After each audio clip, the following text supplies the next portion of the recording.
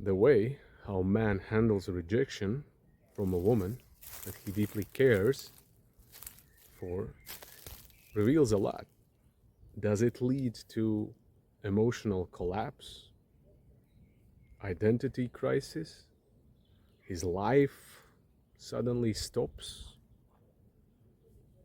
like a paralysis? Or perhaps a man numbs out, distracts himself, he builds even more walls around his heart, becomes emotionally even more hardened? Or is the man capable, remain grounded, stable, while feeling these and experiencing these mental and emotional triggers that he's going through right now, and not suppress them? Answering this question will allow us men to determine where are we currently in our maturation and development journey. Are we operating more from a psyche of a wounded boy or a secure man? Fear of rejection is real.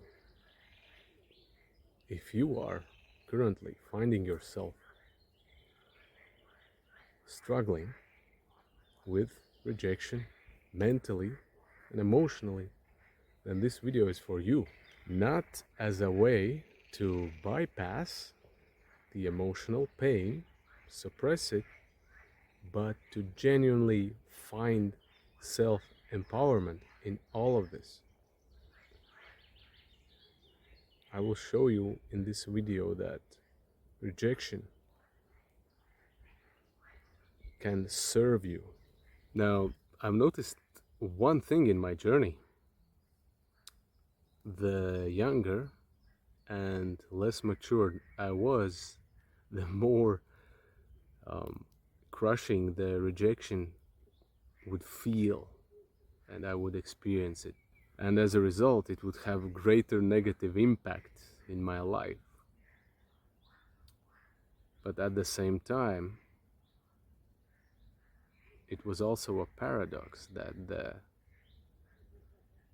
harder it hit for me, the more powerful it also served for me as a catalyst for transformation, growth, and maturation.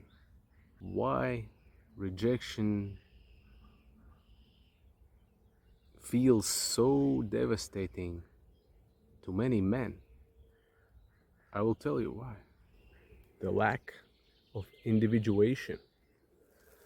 I remember when I was younger, and each time rejection would sting really hard, it was because I didn't have a clear identity rooted deeply in my own self-exploration and awareness of who I was truly, unapologetically. I didn't know my purpose, and I also didn't have something good going for me in my life apart from chasing women. This put too much importance and the focus on the women and less on my own life. Women for me served as a validation source that I matter, I'm enough, I'm lovable. I pedestalized them, and that created an unequal dynamic between me and them. Now, in this way, I was still operating from the consciousness of a wounded boy seeking to meet the unmet needs from my childhood. And I was projecting these unmet needs into my relationships, where Women would unconsciously serve the role of mother. I didn't have a healthy boundaries, a separate identity of my own. Why? Big reason for that was the enmeshment trauma that a lot of boys experience in their childhood when there is no clear, distinct, separate identities between a child and a parent. Often it's blurred together, son and mother. And this is very damaging, and this causes a developmental trauma for boys. When I had a girlfriend, suddenly I put aside my friends, my interests, my own life as less important in comparison to my girlfriend. My life revolved around her. She was the center, and the thought of losing her was frightening. Now, who was afraid in all of this? It was abandoned and unintegrated wounded boy within me, signaling that it was time to acknowledge unhealed childhood wounds. As I was relying too much on my counterpart, that fucked up the whole polarity dynamic. Basically, the polarities got reversed, and this was destroying all of my relationships with women. Instead of me being a masculine containment, I embodied the opposite, unhealthy codependency. I didn't act and see myself as an equal peer to her, but rather as inferior. She was up there and I was down there. And that created an unequal dynamic, a parent-child dynamic, putting her in unsustainable pressure. In summary, why rejection feels like catastrophe? Because we men have not established a solid, separate identity of our own from our parents, from other people. And if we don't have that, we don't know who we are. We are not in tune to our purpose, and most likely there's not going good things in our life. Once we have a clear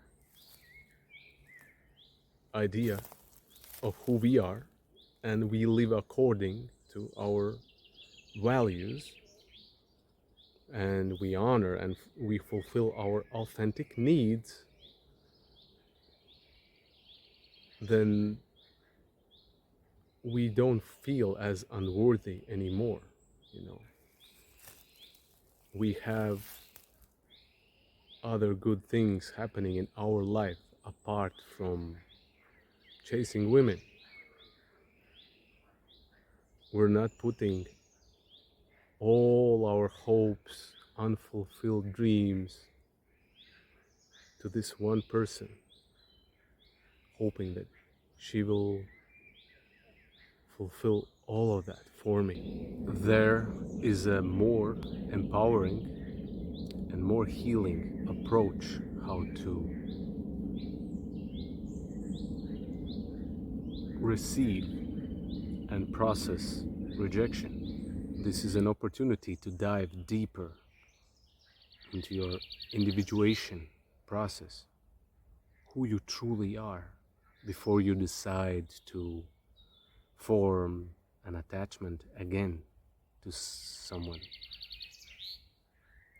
entering a new relationship.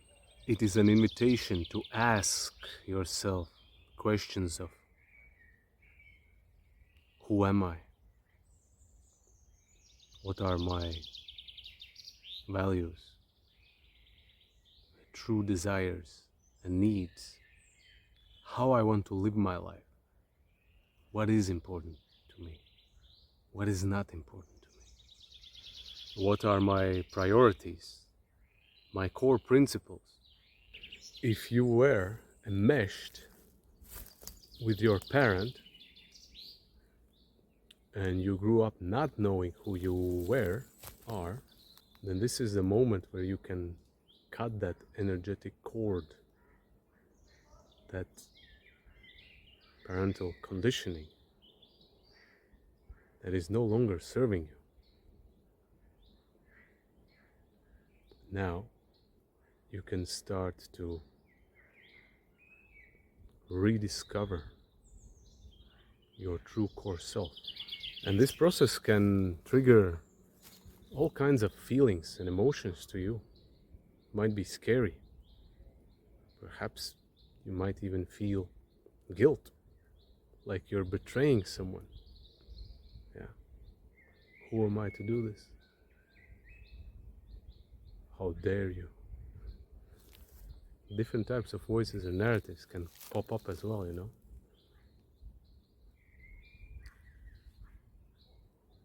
when you're challenging these hidden subconscious loyalties to your parents or other people.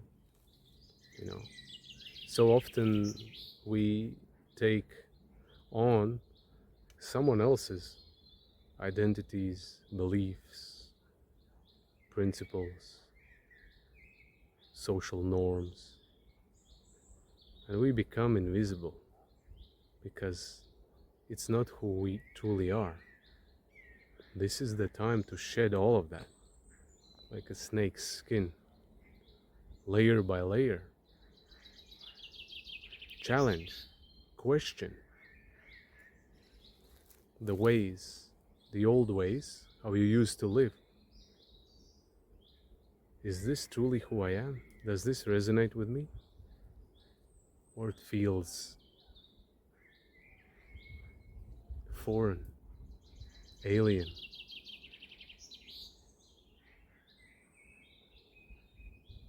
And you know that if you had more courage, you would live your life differently.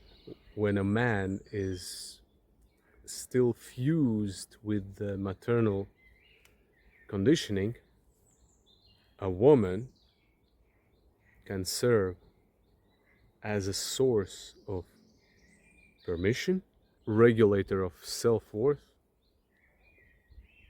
or identity. This is not healthy. A secure man will allow a woman to choose him or not to choose him, but he will remain secure either way. A secure man is able to handle no's, and we collect a lot of no's in our lives, even on a daily basis. So a secure man will take a no without crumbling, without his identity or self-worth being negatively impacted by that. Why? Because he knows who he is. He knows that he is not defined by rejection. So in this context, rejection can serve as initiation to look within deeper, uncover your purpose, uncover who you are. It is absolutely not necessary to use rejection as a fuel for revenge, to become the bitter, resentful, hateful version towards women. Operate from the consciousness of I will prove them wrong, they will regret doing this, or I will punish them, or other future women in my life because of this. We see a lot of men being stuck into this type of energy because they haven't resolved their childhood wounds and they prefer to avoid the pain. So let's use the rejection to help us acknowledge certain uncomfortable truth. When you experience rejection, ask yourself,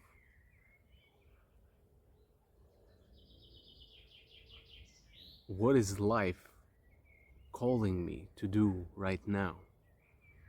What am I required to understand and do? When I allow these present events unfold, what's next? What if sometimes rejection can be a good thing? Like universe literally stopping you in your tracks, saying like, listen, buddy, you've been obsessed with this outcome, with this fantasy, and as a result, all of your life stopped because of it. You got stuck in this narrative, in past, to the point of it even becoming part of your identity. And now that it stopped, you can finally move on. You are free. If you are a healthy, secure man, your whole life, your identity should not revolve around a woman. This is too much pressure, like suffocating energy, you know? And this is a boyish, immature consciousness. Not a king who is not intimidated by a woman, no matter how beautiful or how special she may seem to you. Now, this last part is also very important because you have to be careful how you process rejection.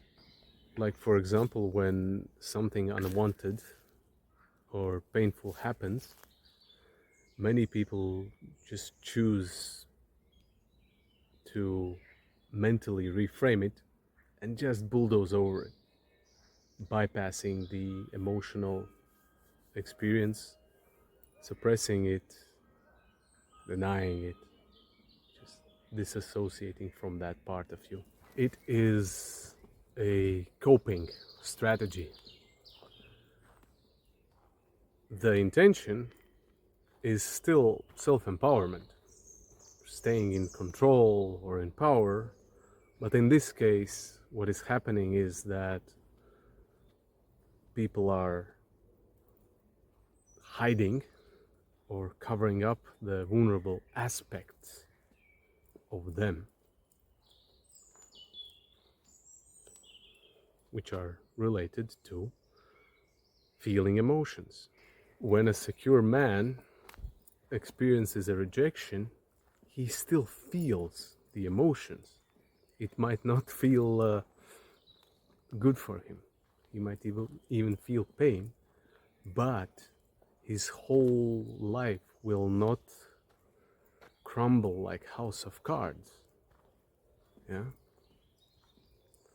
The example is that you could also have different types of feelings occur. I'll give you an example in my case. For example, when I experienced like last time a rejection,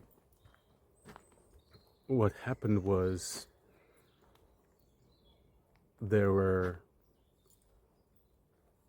feelings of grief, sadness. At other moments, I would feel anger, and I would also feel this empowerment or joy